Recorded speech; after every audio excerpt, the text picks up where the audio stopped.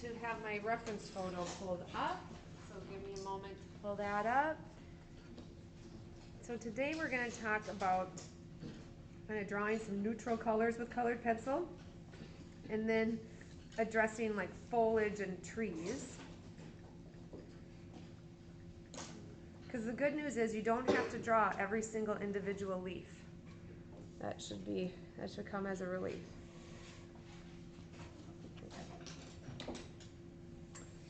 All right, so here's what I'm working with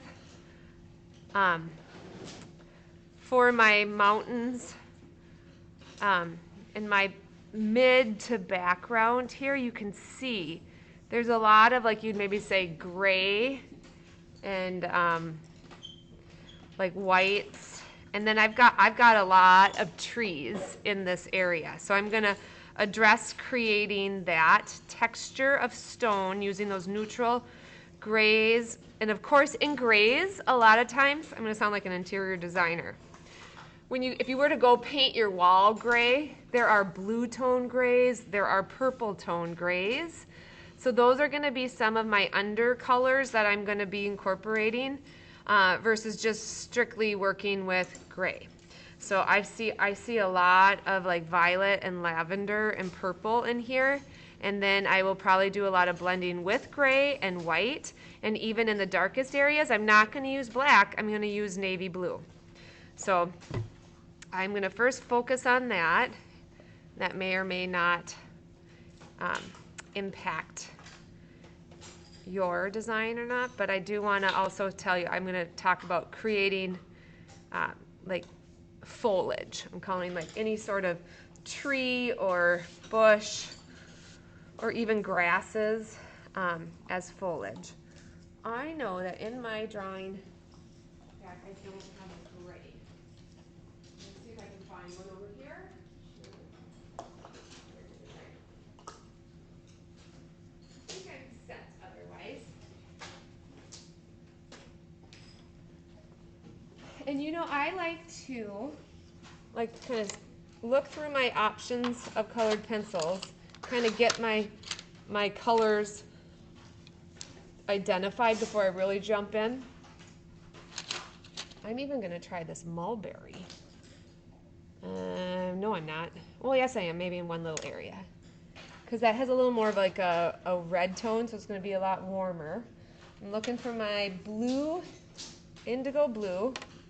That serves as my darkest tone. And then I'm going to definitely use violet. So here's kind of so far my palette.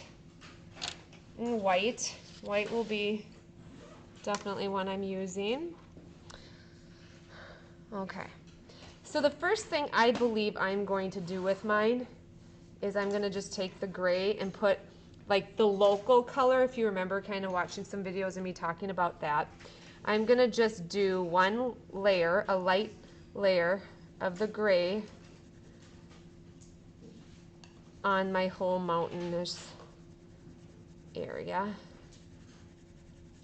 That light touch. I find I like to get up to like 6, 7 layers of colored pencil to really develop that saturated appearance. Bless you. I am using the side of my colored pencil and lightly layering it versus, you know, going like this. I don't want to be holding it real tight with lots of tension.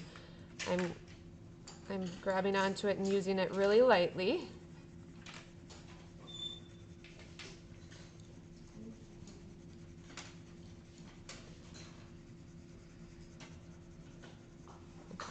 And then that's going to turn into lots of green trees as it kind of spills into the middle ground there. So here's my first layer of just gray. And really this layer is really serving as trying to get into the tooth, the texture of the paper is where this is really being the most helpful. All right, now I'm going to go ahead and I'm going to use the violet to identify some of my darker areas and kind of mark those up. by doing my next light layer.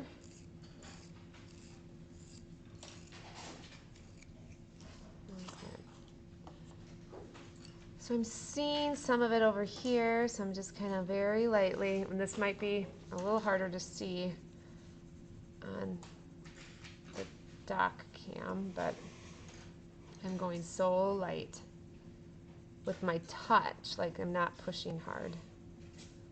And I know green is going to go on top of here because that's where I have a lot of they're like trees that are just growing up into the rock.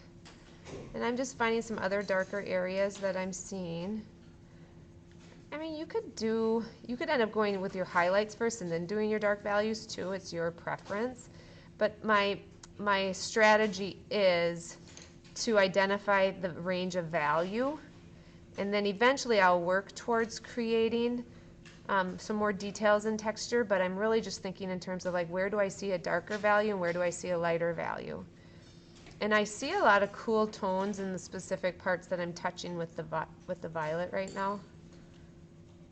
All right, now I'm going to do, so yeah, you can definitely see that. So you see I did the one layer of gray, then I identified where I saw the darker areas, so I'm putting violet down. Now I'm going to go ahead and I am going to identify the highlighted areas of my reference photo. I'm going to try, before I go to white, no, I'm going to go to white. I'm just going to use white first. So I'm just going to layer up the white where I see the highlights.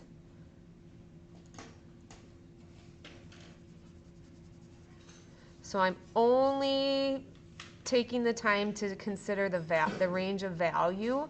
I'm not getting hung up on all the different textures that are existing in this like rocky mountainous area. I'm just thinking about value for now, and then I'll make my way towards adding some more details, but this is a little bit more in the background, so I'm not going to be as detailed as I would be with, let's say, my reindeer and people in the foreground. I'm going to spend more time adding detail there. This is just like getting the range of value to really stand out visually. So I'm just hitting where I see highlights. And I still have a lot of like paper texture because I'm only on like maybe layer 2. Bless you. So I'll get there. Like it definitely doesn't have that waxy coating feeling. And going with the white over the purple also turns it into more of a lavender appearance, which I have quite a bit of that. All right.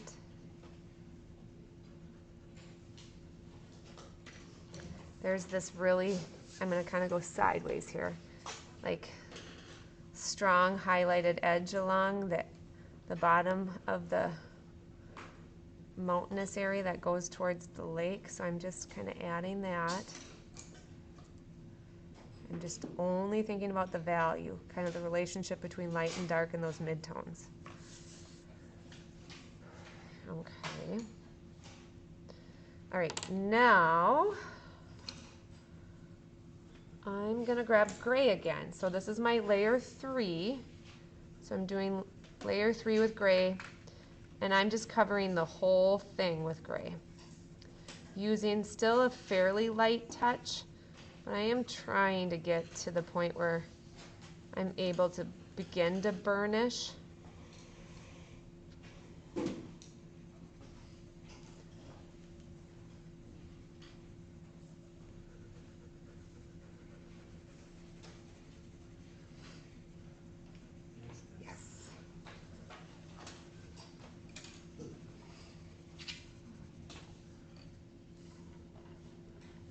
I need to sharpen mine.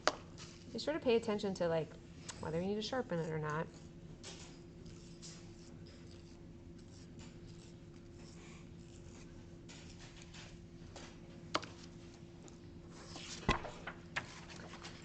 Okay, just gives me more of the colored pencil to work with. All right. the next choice I'm going to go in is I'm going to add some green to this for the trees. So I'm not just developing one specific portion of my mountain range. I am really thinking about the overall form and value, and then really going to develop those textures. And then I'll definitely be going back and forth. Okay, when I'm drawing something like this that's also really abstract, there is always room for artistic interpretation. Like, so keep in mind that if it's not identical, it's okay. That's a bit of that transformation, especially when you're using found images. We're like transforming it from going from a photo to a colored pencil drawing. And I could even then, I know I said I was going to do green. I'm going to do green. I'm going to stick with what I said. So here's what I got so far. My stony mountain ridge area. I said I'm going for green, and now look, I grabbed the white. Just because I'm going, okay, I want to just for sure get some of those pops of highlights that I see, because it's going to kind of inform me of where to put the green.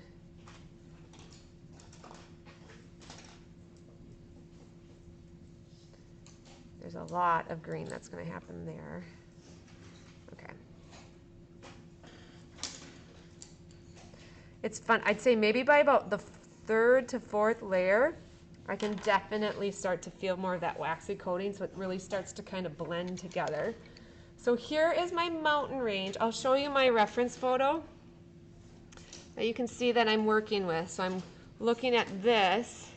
Again, if I were to just zoom in and say this is what I'm drawing, it's not very representational. It's very kind of abstract. So I'm thinking that way about just like, what is the value that I see, and what is the texture, and what is the color. So now I'm going to go through my tray and look at my green options. And again, reminding everybody, you are super welcome to go ahead and look through the drawers to get maybe a color that you seem to need. But here are my greens, and then I am going to keep that navy blue, which I haven't used yet, but I definitely will use it in my trees. So here is my range of green that I'm going to be working with. Again, it's always good to pick, when you're working with value, pick that mid-range of color. And then you can hit it up with the highlight and then deepen those dark shadows with that navy blue. So looking at my range here, there's apple green, there's true green, and then I have grass green. I think I'm going to go with grass green, which looks like it's the second to darkest, but it might be brighter once I put it down here. Oh yeah, it's very medium green. And I'm just kind of looking to see, where do I see this green mass growing on my mountainscape here, and just kind of deciding where to disperse it.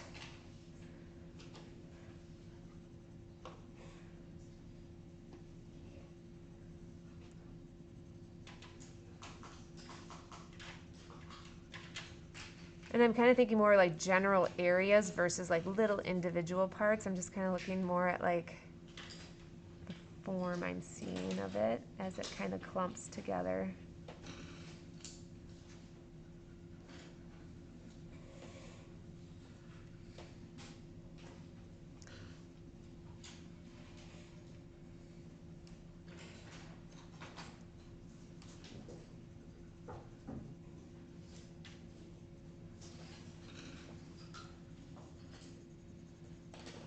Big mass of green right here.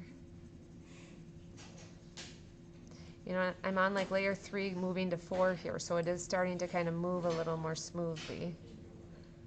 All right, and then I'm going to have this here.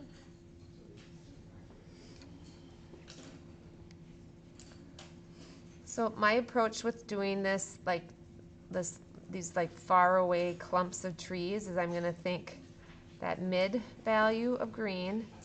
Then I'm going to hit it up with the highlights, so I'm going to work with lighter greens. I may even put some yellow in there. And then I'm going to deepen those dark values with that navy blue. But it isn't a ton of details versus the trees that I'll be drawing more up in this middle ground. there will be more detail there.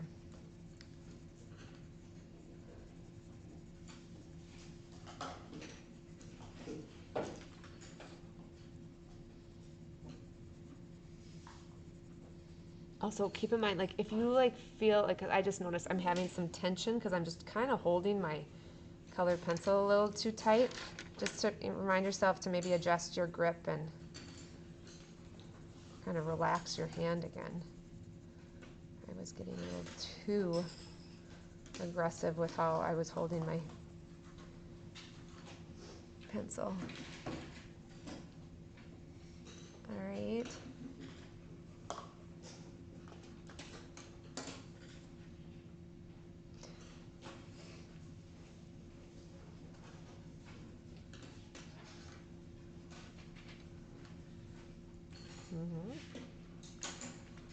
Okay. And then I'll talk about that tree area in a moment. I'm going to just stick with this area for now. Okay, I'm going to try, I think I'm going to go with the dark values first. So I'm going to go in and kind of deepen some of those areas, especially I'm noticing the parts of the trees that are further away. They are darker and cooler toned, so this is like creating that sense of visual depth is how you use your color choices. So the trees on this part of the rock formation, they're further away, so I'm making them a little darker and cooler toned. And then as they get a little bit closer to like this area, I'm going to add some yellows in there to make it just really have that appearance that it is closer. Because it's definitely a lot cooler toned over here. And I'm going to see if I can zoom in. That is as zoomed in as I can go.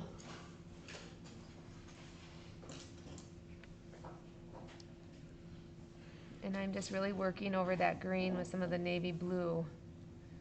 And I can always go back and grab my green to kind of mix with it if I feel like it gets too blue.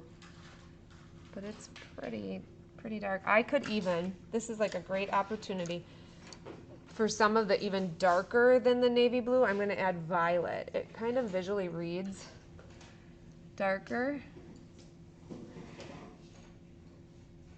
So that atmospheric perspective definitely gives you like it's going to be cooler toned and less defined further away. So I'm adding the violet.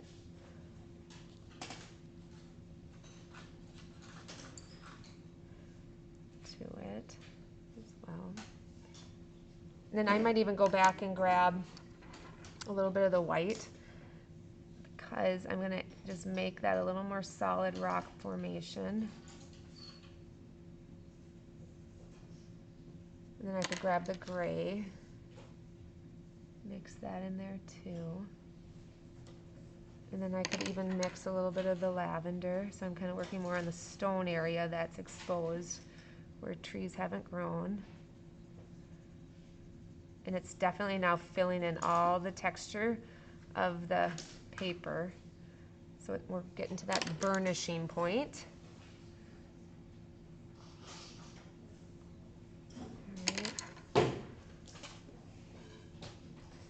Then I could even take the navy blue to create kind of a little bit of an edge. Oftentimes I notice some of the darkest areas and the lightest areas meet up. And that seems to really create that sense of real depth and space. Going back to my grass green, trying to kind of blend that again. Then I'm going to slowly make my way across this mountain in the background. And I know I've really filled it up once I don't see any like kind of openings of paper texture.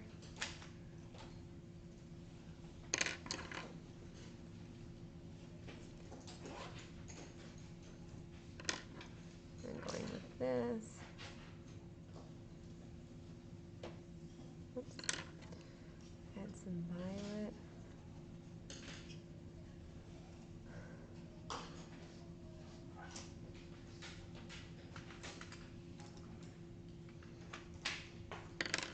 gray. I'm going to mix the gray and violet together to create exposed parts. Hit it up with the white.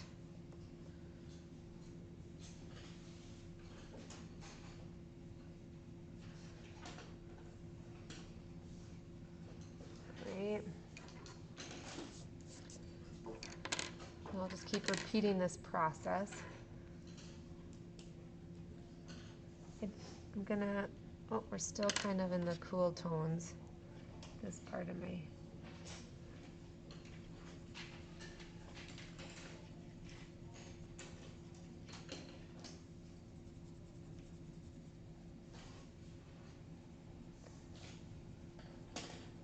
with this like foliage area, it's good to kind of look at it big picture versus just the little individual areas. And then as you kind of go and start developing, then you can kind of go back and then you'll start to see some more specific details that you'll feel necessary to include.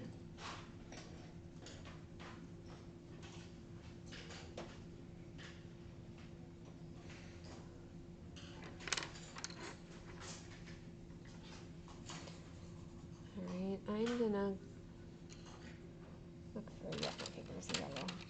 And even maybe this orange. Might be pulling those in. I just have to get to that point. Give me a few more. And because it's like more shrubbery trees, you can do more of like a scumbling circular motion with your pencil. That also kind of helps create that tree-like texture.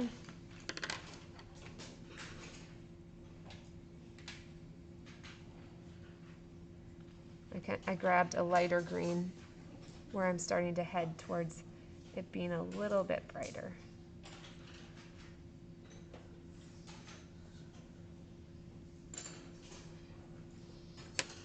Okay, where's my navy blue?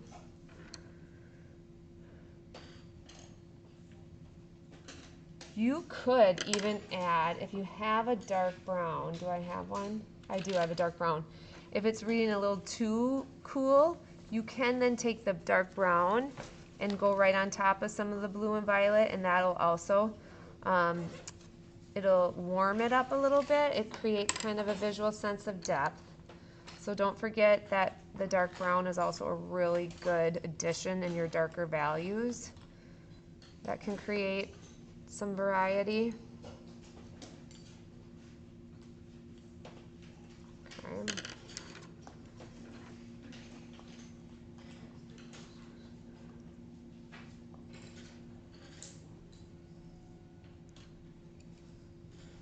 Any more green in this area? I kind of.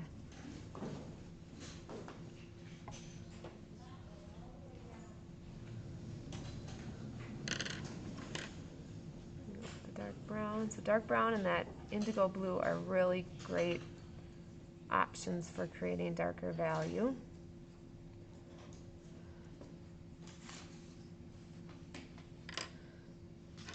And I'm going to add a little more gray here.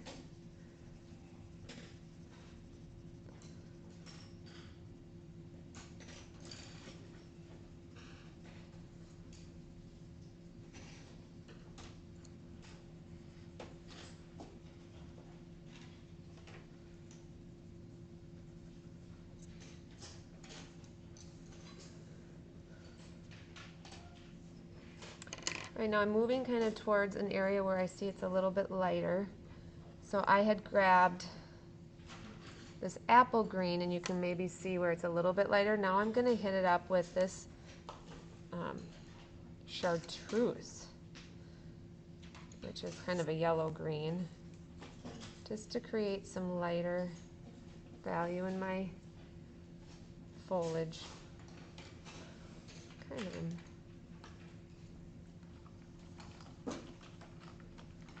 I'm going to go back and add more of that apple green, because then it really goes kind of some darker green here. But there just is not a ton of details happening.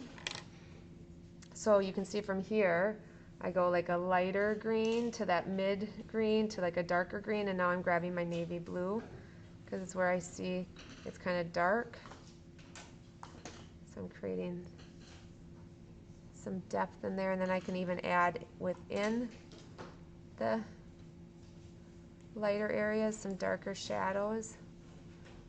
So it starts to create kind of a clumped, bushy tree texture.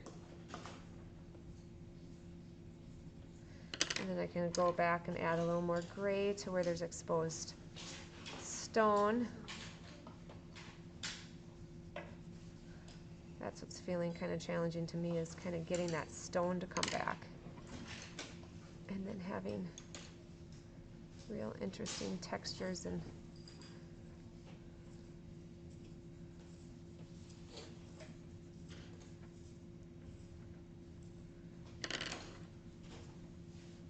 just experiment, go back and forth, but really get to the point where you can really blend the colored pencils together. You don't want to see the texture of the paper.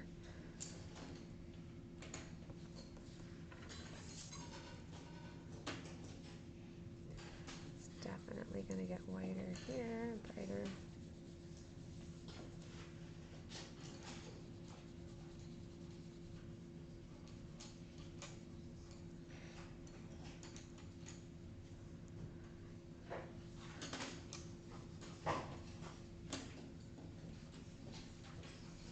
Whoops. Across. Yeah, I made an interesting mark choice.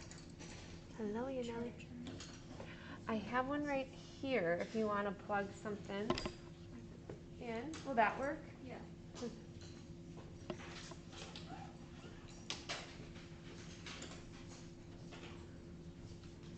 Okay, and then grabbing more green to build up this part, which then I'm going to grab the lighter green.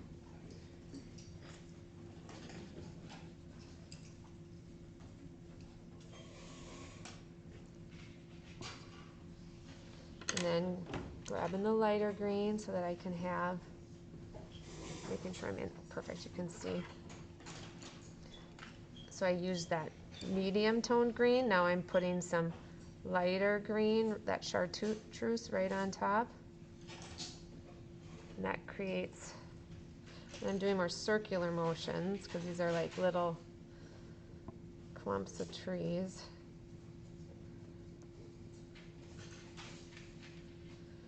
So I'm thinking the mid-tone, highlight, and then a dark value. And that's what's going to make this have depth and make it more three-dimensional looking.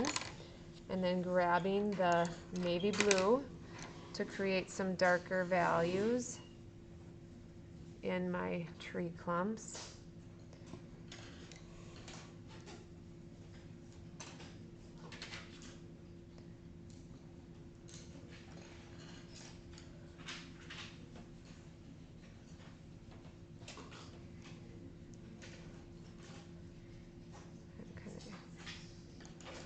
And putting some green on top of that navy blue.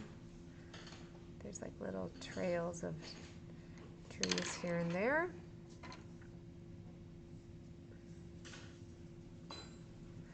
Hitting it up again with some of the highlights.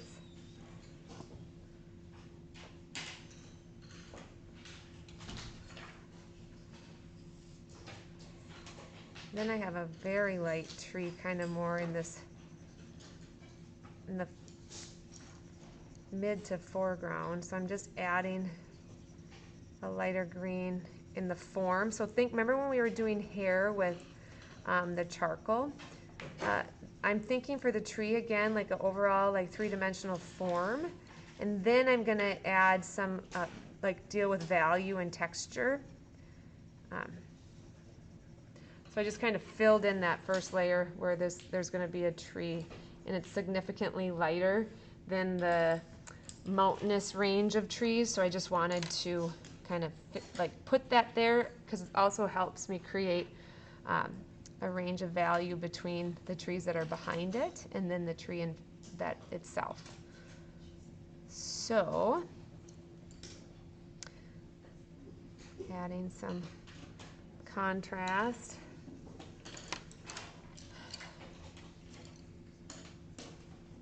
All right, and then I still have a lot of see-through part of the stone here, so I'm going to fill it in with another layer of lavender and then go on top of it with this kind of streaky stone. And I want to differentiate it from this part. All right, I'm going to go gray.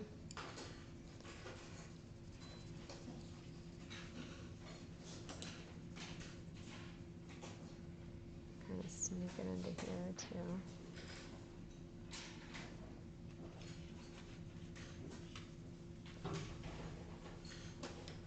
Really my goal here is to make sure that it looks really like kind of unified with all this interesting texture. So I want to make sure that you don't see the paper texture and that it definitely has more of that painterly appearance.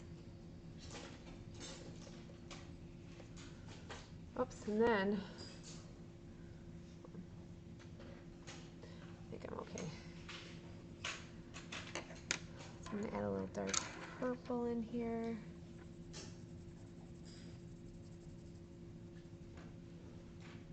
That's still adding a hint of white. Sometimes the different colors you use, they kind of act differently with each other, so that lavender is making my white have a harder time blending. So I'm using a bit more pressure. Get it, oh, that's good. That is good. And I think for now, for where I'm at with my little mountain range here, I'm gonna go back and add more details, but for me I need a few more bits of information in this middle ground with the trees to inform me on how to address some of that texture in the stony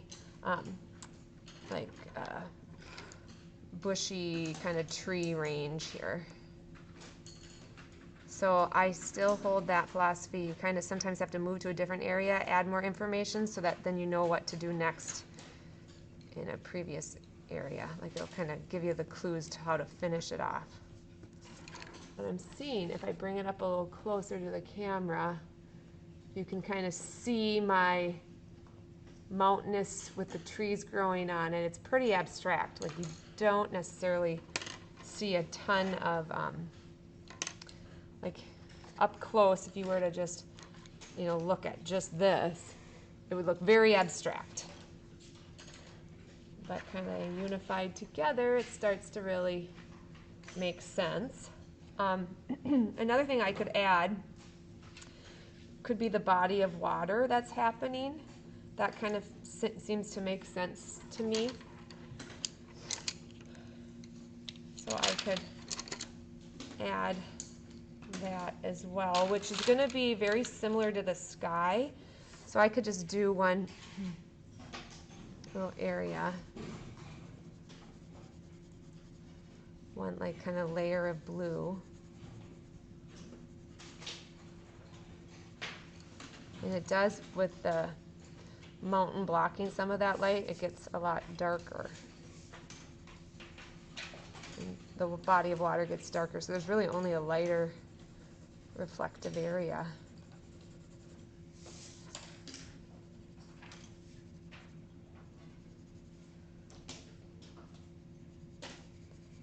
Okay. So we have, all said and done, about 40 minutes left. So I want to make myself available if anyone has any individual questions, or like, how should I do a specific part of my drawing? I'd love to put my energy there. Tomorrow we will work on the middle ground. So I've got some little buildings, and then I'm going to do those bigger trees and foliage. And I'll do like the water. So that's where I'm ending, and you may be around this area, or you may be a little bit ahead of me, or you may be a bit behind, and all of it's good. We know we've got time. And your goal is to become comfortable working with colored pencils so that they're real saturated, kind of have a painterly effect, versus light and wispy so that you see the black of the paper behind it. I don't want you to leave that. I want you to really work those colored pencils so that you are getting to that place where you're able to blend your colors together, and that's called like burnishing. And so that when you kind of run your finger over your drawing, it's got like a real waxy feel to it. That's kind of our goal with this. So let me stop my video and then I'll make myself available.